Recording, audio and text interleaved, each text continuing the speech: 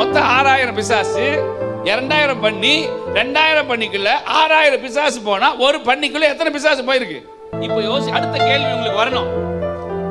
இந்த பண்ணி ஒரு பண்ணிக்குள்ள 3 பிசாசு உள்ள போந்து 2000 பண்ணியை கொன்றுச்சுன்னா 6000 பிசாசு ஒரு மனுஷனுக்குள்ள பல வருஷம் உள்ள இருக்குது. ஆனா என்ன பண்ண முடியல?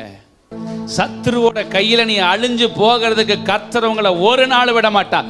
சத்துரு உங்களை சாகடிக்க முடியாது. நீங்க செத்து போறதுக்கு கர்த்தர் உங்களை அழைக்கல.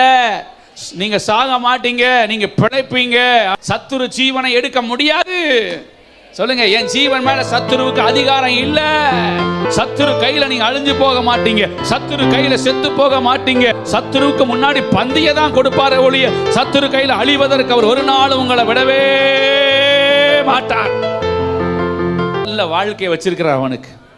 அதுவும் என்னென்னமோ கல்லெல்லாம் எடுத்து கீறி தான் பார்த்துச்சு, கொல்ல முடியல. என் வாழ்க்கையை அங்கங்க நீ டிஸ்டர்ப் பண்ணியிருக்கலாம், ஆனா என்னோட ஜீவனை நீ தொட முடியாது. இன்னைக்கு நான் உயிரோடு இருக்கிறேன்னா நீ எதெல்லாம் எங்கிட்ட இருந்து பறிச்சியோ திரும்ப அதெல்லாம் ரெட்டிப்பா எனக்கு வரப்போகுதுன்னு அர்த்தம்.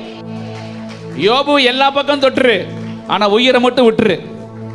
நீ எதெல்லாம் தொட்டையோ அதெல்லாம் மறுபடியும் என்ன ஆகும்? ரெட்டிப்பா வரும். பிசாசு உங்க வாழ்க்கையில் எதெல்லாம் தொட்டானோ அதெல்லாம் ரெட்டிப்பா உங்க வாழ்க்கையில வருது. எதெல்லாம் உங்களுக்கு பறிச்சானோ அதெல்லாம் ரெட்டிப்பா உங்க வாழ்க்கையில வருது. எதெல்லாம் உங்ககிட்ட இருந்து கொண்டு போக நினைச்சானோ அதெல்லாம் பல மடங்கு பரிசுத்த ஆவியானவர் திரும்ப திரும்ப திரும்ப கொண்டு வருகிறார். பண நஷ்டம் ஏற்படுத்தினா 10,000 போச்சா 50,000 கர்த்தர் கொடுப்பாரியா? என் கடையை நீ மூடிட்டியா, கடைகளை எனக்கு தருவாரியா?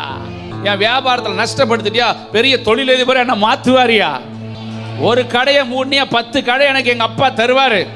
ஒரு கடை உன்னை மூடுறதுக்கு அனுமதிச்சார்ல, 10 கடையை திறப்பிற்கு தேவனாகிய கர்த்தருக்கு ஒரு அனுமதி இருக்கு.